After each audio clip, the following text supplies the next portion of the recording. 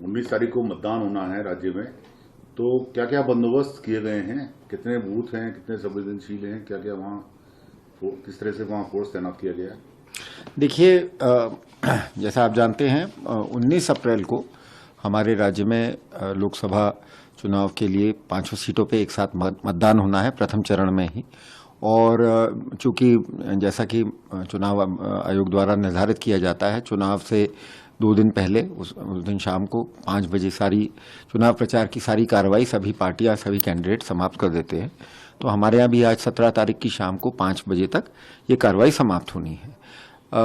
इस चुनाव के लिए जो भी माननीय चुनाव आयोग के समय समय पर निर्देश आए थे और जो मॉडल कोड ऑफ कंडक्ट है, उसके हिसाब से पुलिस विभाग ने पूरी तैयारी की है।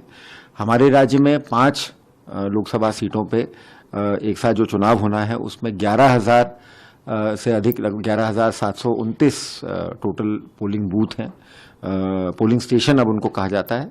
और उसमें हमारे लगभग 1100 से अधिक संख्या के जो पोलिंग स्टेशन हैं वो अति संवेदनशील की कैटेगरी में रखे गए हैं। और बाकी जो हैं पोलिंग सेंटर्स जो हैं वो 10,000 से कुछ ज़्यादा जो है वो हमारे साधारण की श्रेणी में हैं। तो उन पे जो चुनाव आयोग के मानक हैं उसके हिसाब से हमने केंद्रीय पुलिस बल और होमगार्ड, पीआरडी और हमारा जो नॉर्मल पुलिस फोर्स है उसकी भी तैनाती की गई है।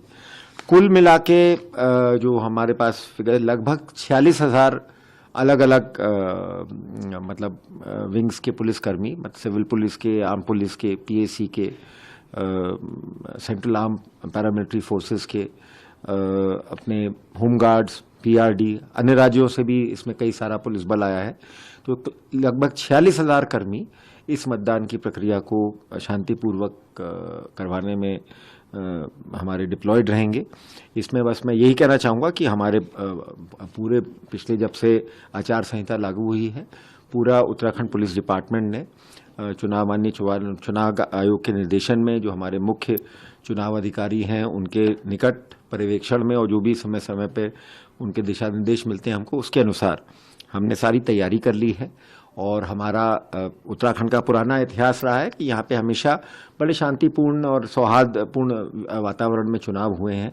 कभी भी कोई अप्रिय घटना कहीं से का कोई ऐसा वो नहीं हुआ है। तो इस बार भी हमारा पूरा प्रयास रहेगा कि जो हमारा चुनाव है बिल्कुल शांतिप्रिय और अच्छे वातावरण में हो। और हम तो यही कहना चाहेंगे कि सभी जो हमारे सिटीजन्स हैं, वोटर्स हैं, वो बिल्कुल मतलब एक अच्छे स्वस्थ माहौल में, एक फ्री माहौल में अपना मतदान करें। और उनको सभी मतदाताओं को एक शांतिपूर्ण चुनाव के लिए मेरी अग्रिम से शुभकामनाएं।